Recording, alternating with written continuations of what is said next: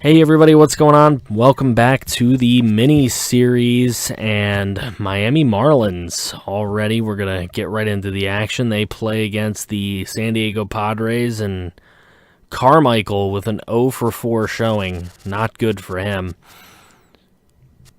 Bats also goes 0 for 4. Mentor doesn't get into the game. Then we look over and Boston takes out Oakland. Allen and Bowman combined to go 0 for the game. Again, not a good showing by our men here.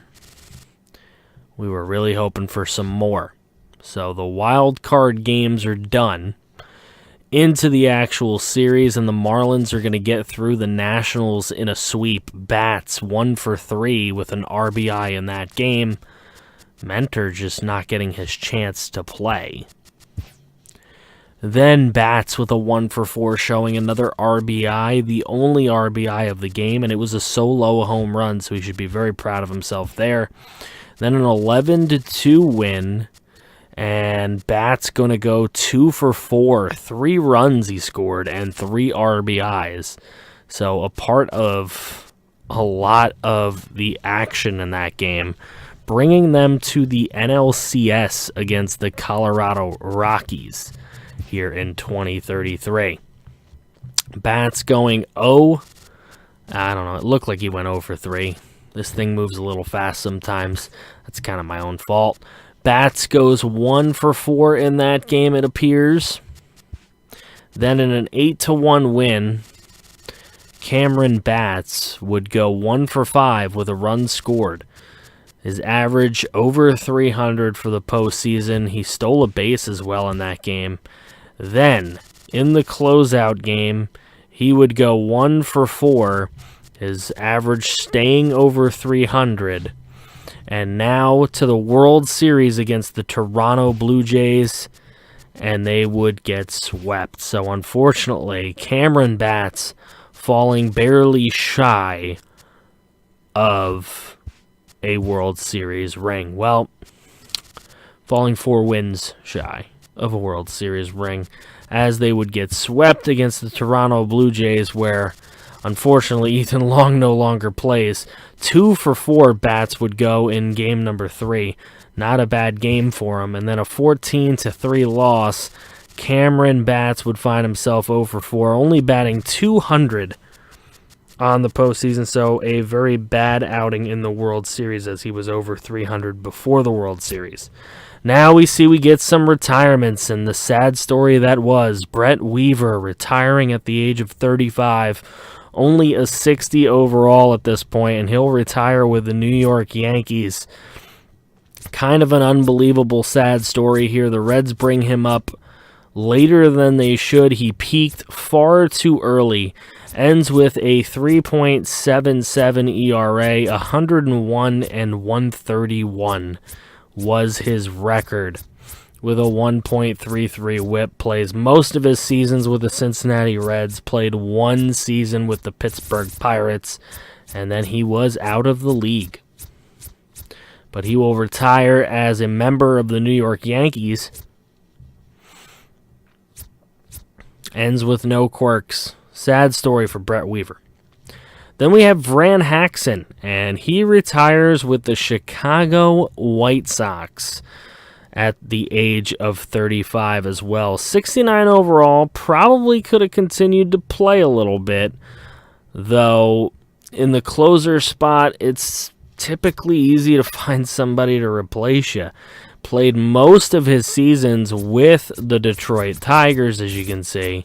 A lot of years there. He did play a lot in the beginning with Minnesota, but most of his starting seasons he had with the Detroit Tigers. As you can tell, he was never a full-time guy with Minnesota. And he had that 1/2 a season for Houston. Then he had that 1 season at the end with the Chicago White Sox. Wow, he was a real AL Central whore, wasn't he? But anyway, a career ERA of 3.97. And we'll see if he can maybe make the haul. Tom Terrific, a 70 overall, retiring at the age of 34. That is too young to be retiring He probably could have pitched longer, but he's been a free agent for the last 2 years. Got tired of waiting around for a job. A 2.98 ERA, the disrespect, and 361 saves over his career. I'm sure he could have done well somewhere. Played most of his seasons for the Astros, but his best seasons with the San Francisco Giants, where he would win a ring.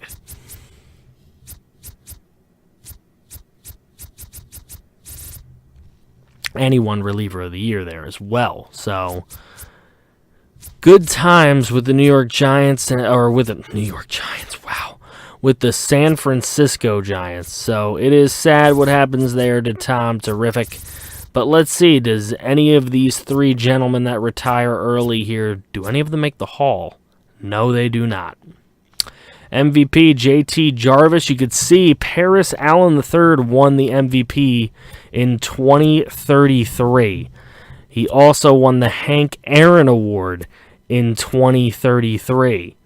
So, Paris Allen getting some big-time accolades in the year 2033. Nobody made the playoffs, though, in the year. Or, I didn't show the awards in 2033. That's what the problem is. There's Silver Slugger. Paris Allen gets the last two of those. Cameron Batts gets a Silver Slugger in the outfield with his new team, the Texas Rangers. All right, so Cameron Batts getting the job done. Harrison Mann wins his first Silver Slugger, as he's finally now a full-time starter with the Baltimore Orioles. 26 homers, 90 RBIs, batted over 300. That's pretty big for Harrison Mann.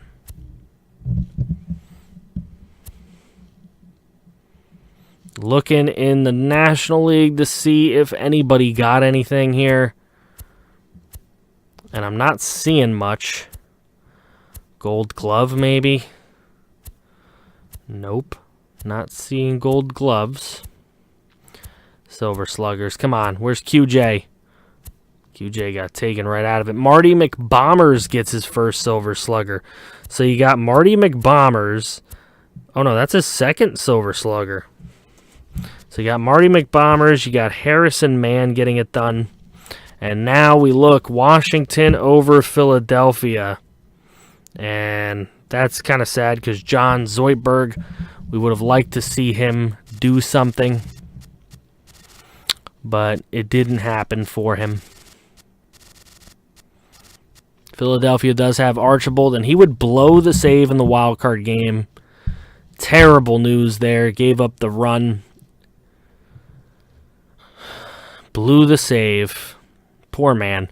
Harrison Mann over the LA Angels. Big time win for him. He went 0 for 4 with 2 strikeouts, so it really wasn't him, but his team did pick him up in the game. And he would have to face Justin Jones and Ekstrom. Ekstrom goes 1 for 3. Justin Jones going 0 for 4 in the game, so nobody really doing that great. So Harrison Mann's team able to pick him up. And the Baltimore Orioles are going to move on in this postseason. And they're going to take on the Toronto Blue Jays. Now it's Cardinals against Giants, and the Cardinals are going to move on in 5 games. It took quite a bit, but Alex Lynch Jr. going 1 for 4 in the game. Marty McBombers goes 2 for 4 with 2 RBIs, so he was a big part of his team's success. Colin Mentor now plays for the Cardinals, and he had a pinch hit. He scored a run. I guess they hit him. Maybe it was a hit by pitch or something. Doesn't say that. Weird. McBombers prevails in game number 1, however. Then we take a look at game number 2 here. Lynch. Was it enough? It was not. McBombers is able to go 2 for 4 with an RBI. And he hit a double in the game. So huge stuff. McBombers goes 0 for 3 in this game, though. And where's Lynch? He goes 2 for 4. Then the 8-0 loss at the hands of San Francisco. McBombers goes 1 for 4.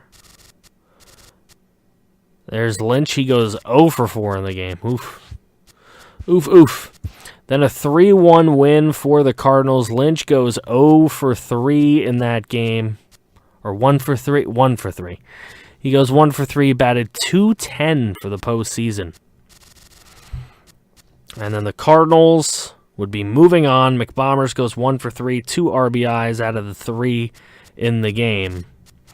So there it is, and a homer for him. So McBombers for the Game 5 win was very instrumental. Harrison Mann goes 2 for 5 in game number 1 for the Orioles, helping them win that one. Then the 6-0 win for Toronto. Mann didn't get enough done. Then he leads off, goes 2 for 3 with an RBI, a walk, and a strikeout in that third game, but it's just not enough. The pitching wasn't as good. Then a 6-0 win for Toronto to close the series, and Mann, of course, doesn't do his part. He goes 0 for 4, but he batted .250 on the series. So now, not a ton to really look at, but we're going to look at this older series here. The Minnesota Twins against the Texas Rangers, looking kind of at what Cameron Batts was able to do. He went 0 for 4 in that one, and Cameron Batts in the Game 3 loss went 0 for 2. So he batted 100 on the series, but he was able to get 3 walks and 2 runs in that final game, but that's just not going to be enough to overcome 13 runs for the Minnesota Twins. So now it is the Cardinals taking on the Atlanta Braves, and the Cardinals are going to get taken out here by the Braves. So McBombers goes 1 for 4 with an RBI, and I don't see much else. Game number 2 in a 3-1 loss. McBombers is going to go 2 for 4. Mentor has not really pinch hit in many of these playoff games. He did in the first series, but not a lot going on here for him. McBombers goes 0 for 4, brings his average down to 300. There's Mentor on a pinch hit, and he still hasn't gotten a hit. Then in a 6-3 win, McBombers goes 0 for 4, going down to 264. Mentor goes 0 for 1 in his only opportunity. Then in the closeout game, Atlanta winning it 2-0. McBombers 0 for 4. He brings himself all the way down to 236, and he was having a good postseason. Mentor goes 0 for 0. He drew a walk at least.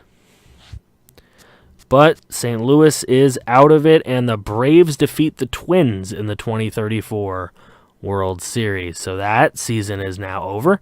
And now we are looking at 2035 to see the award docket. And the awards are going to start getting thin now because everyone's starting to get pretty old. Cameron Batts does win a Silver Slugger with the Texas Rangers, taking Ward Florial's streak away. So Cameron Batts gets another one. Look at that. Billy Sanderson, another MVP. It's like he wins MVP every other year. That was a good trade for the Colorado Rockies, but they still haven't won a World Series, so I guess it really doesn't matter that much. But Cameron Batts, so far the only one to win any award. And it was a Silver Slugger. Anything else at all?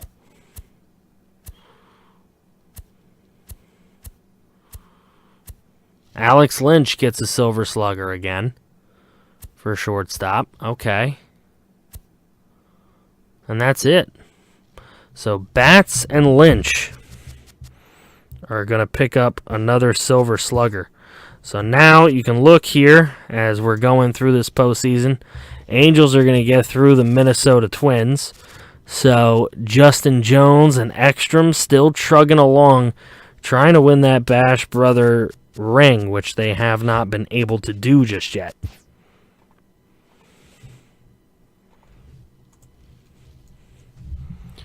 Okay, and then Minnesota would take them down 8-5 in this game. Zoidberg had some ribbies. Oh, I didn't realize. Yes, this is the year that Zoidberg turned over to be a Minnesota Twin. And let's see. There's Jones going 0 for 3. Jones never really been a great playoff performer. Minnesota Zoidberg goes 1 for 2, 2 RBIs on the day, had a double. He's only batting .250, but he's getting some really good timely hits. What did he do here? 1 for 3 with a walk. So now he's up to .272. He was also caught stealing, which isn't great. But we'll see how he does later on. Cubs and the Marlins. This is the year Bowman switched over to be a Cub, but he went 0 for 4 in the game. Then there he is again. He went 2 for 4 in that one, but there's no more Marlins because Cameron Batts isn't over there. Colin Mentor isn't over there anymore. We're just basically looking at Bowman. And Bowman goes 2 for 4 in that one, so a good game for him. And then in the closeout winning game, Bowman would go 2 for 4 again, 3 RBIs, so 375. Hell of an opening series to the playoffs for Marley Bowman. Now, looking at Padres Braves, and this is Carmichael, and he goes 0 for 4 in the first game, so not a great start to his postseason. But then he goes 0 for 2. Again, not a great start to his postseason, but he did have 2 walks in that game. And then he would go 3 for 5, which would be pretty good for him. Hit a double in that one. And then in an 8-7 win, he goes 4 for 6 with 3 ribbies, very important ones, and ends the opening ALDS there with a .411 batting average. So, how things can turn around pretty quickly. Now, in the NLCS, it's Cubbies and Padres. And game number 7, Carmichael gets the win over Bowman. So Carmichael going to make a World Series. 1 for 4 for Bowman in that game. He hit a solo shot. And then 1 for 5 for Carmichael. He hit a double RBI as well. Then an 8-1 win for Chicago. Bowman goes 3 for 4 with 5 RBIs. What a game for Marley Bowman. Hit a home run in that one as well. Also got hit by a pitch. Carmichael goes 1 for 4 in that one, but still batting .346 for the postseason. Carmichael goes 2 for 5 with 2 RBIs in that one, so he had half of the RBIs for the Padres. He hit a homer and a double in the ball game. Then you have Bowman going 1 for 5 in this one. It was a home run. So there you go. Both homering in that one. 2 for 5 for Carmichael. Nothing special on the docket, but 1 for 2 for Bowman. So a tale of 2 guys playing really good. Really, really a nice battle here. 0 for 4 for Carmichael. That brings his average down to .325, just when he was doing really well. And then Bowman 0 for 4, bringing his average down to .342. So the rest of the team on both sides were picking him up here. It was a great battle, 8-7. Then you got Bowman going 0 for 4 again to bring him to .307, and then Carmichael goes 1 for 4 with an RBI and a walk, going .318. Carmichael playing slightly better right now, and then a 4-2 win in Game 7. Bowman goes 1 for 4 with a double and an RBI, and Carmichael goes 1 for 3 with an RBI as well. Just a hard-fought series and a very good man-to-man battle right there. So it's going to be the Twins as they win the ALCS against the Blue Jays. Zoidberg goes 1 for 3 in game number 1, and then he goes 0 for 4, but scores 2 runs after walking. Then in game 3, Zoidberg gonna go 1 for 3. So he's batting .238 on the postseason. Then in Game 4, he goes 0 for 3, but he scores a run after walking. And then Game 5, he goes 1 for 4, so hanging around that 200 spot as he bats .214. Now 187 as he goes 0 for 4 and grounds into a double play there. Then in a 5-1 win, he goes 1 for 4 He's got his average at 194. He was hit by a pitch in the game as well. And they're able to get through Toronto in 7 games. And now it's Twins and Padres. Twins take game 1. The Twins take game 2 and game 3. It is a sweep for the Minnesota Twins. John Zoidberg will win a ring. And he will do it as a starting catcher. 0 for 4 with 4 strikeouts in the first game. And the rest of his team picks him up. Absolutely nuts. Then he goes 0 for 4 with a walk. At least he had a walk. Let's see, game 3. What does he do? He goes 2 for 4. Okay, respectable. Very respectable. Then in the 4th game, the closeout game, he's going to go 0 for 2. He did have a walk and a run scored, but only batting 180. He had a sacrifice. But that is going to get John Zoidberg, the guy who took forever to be a starter in the majors. He has a ring in his only season as a full-time starter, as we take a look at how Carmichael did in some of those games. But thank you guys so much for watching this episode. Carmichael with a 300 average through there.